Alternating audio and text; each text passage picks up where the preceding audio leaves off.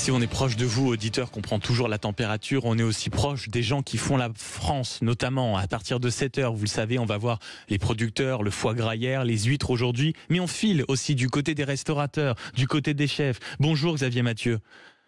Oui, bonjour à tous. Merci beaucoup. C'est des débats politiques inquiétants et qui nous dépassent d'ailleurs. Bien sûr, mais merci quand même d'être avec nous. Vous êtes le chef du Phébus. Oui, mais beaucoup plus agréable parce qu'on va parler de la volaille. Vous êtes le chef du Phébus à Joucas, c'est dans le Vaucluse, c'est ça? Oui, exactement, le Phébus à Joucas, vers Roussillon, à Aptegorde, pas là-bas.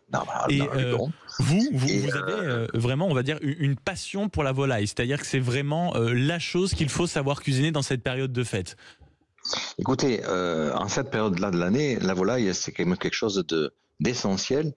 Et j'ai envie de vous parler d'une volaille un petit peu particulière qui est élevée à Érag, oui, et qu'on ne trouve pas forcément partout.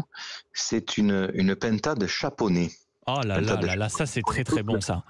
Voilà, on connaît tous le chapon, et donc la ferme de Monsieur Ponce nous fait une pintade chaponnée incroyable où on a vraiment... Racontez-nous comment vous la préparez, comment vous la cuisinez, parce qu'il est 9h30, alors pour beaucoup de gens c'est encore le moment où on trempe les tartines beurrées dans le café ou le chocolat chaud, mais pour nous qui sommes debout depuis 3 heures, on a déjà envie de manger cette petite pintade chaponnée. Racontez-nous comment vous la préparez.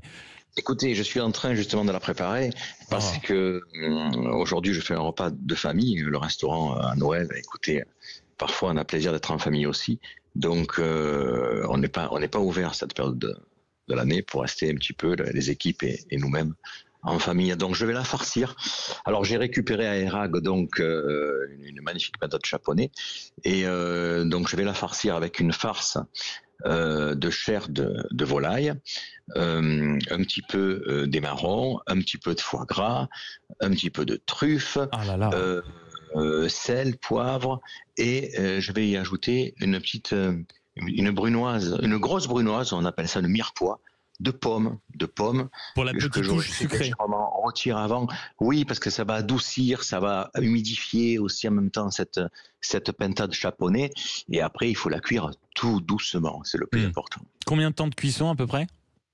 Ça dépend du poids. Alors, les pintades de Monsieur Ponce arrivent presque jusqu'à 3 kilos. Ces pintades oui, là, c'est de la sacrée pintade, là, oui. Voilà, donc il ne faut pas démarrer à un four très chaud pour que ça reste tendre et savoureux. Donc, plutôt un four, on allume quasiment le four au moment où on met la pintade au four, en la faisant tourner... côté sur le dos pour la faire rôtir tout doucement, la couvrir, l'arroser fréquemment. N'hésitez pas aussi de temps en temps de la sortir et de le remettre ou d'ouvrir le four aussi. Je dirais 160, 180. Allez, pour une patate de 3 kilos, on va aller jusqu'à 1h30. Lente cuisson. Oui. Xavier Mathieu, chef du Phébus. Laissez reposer, ne pressez pas, prenez soin des bons produits. C'est une parole sage. Xavier Mathieu, chef du Phébus à Joucas dans le Vaucluse. Dernière question en quelques mots. Qu'est-ce qu'on boit avec ça ? Alors écoutez, dans notre région, on a des vins incroyables. Alors, si on veut être classique, on va parler des Châteauneuf-du-Pape, bien évidemment. Oh là là là là. Là, je sais que je parle à un homme de goût. Après, quand on se rapproche du Luberon, aujourd'hui, on a des côtes du Luberon et des côtes du Ventoux qui sont excellents. Il y a des domaines qui font des... Alors, je ne sais pas si je peux faire de la publicité, mais on en a Évitons, mais voilà, on a compris les Châteauneuf-du-Pape. Tous aussi bons les uns que les autres, et à découvrir. Et puis bien sûr, région, les Gigondas qui sont pas loin, les Vaqueras, il y a beaucoup de choses. Il faut laisser aller. Je dirais l'association, c'est surtout aussi ce que l'on aime. C'est surtout les bons produits ne peuvent pas nous apporter de mauvais mélanges. Exactement. Ça, c'est une parole sur laquelle on va se quitter en cette période de fête. Merci beaucoup Xavier Mathieu, chef du Phébus. C'est un plaisir, je retourne à la cuisine. Eh bien voilà, merci, parce que la petite pintade prend du temps. Il faut s'en occuper, il faut en prendre soin. Oui, merci beaucoup d'avoir été avec nous, chef du Phébus à Joucas dans le Vaucluse. Vous m'avez donné envie de venir et je tiens toujours mes promesses, donc je viendrai.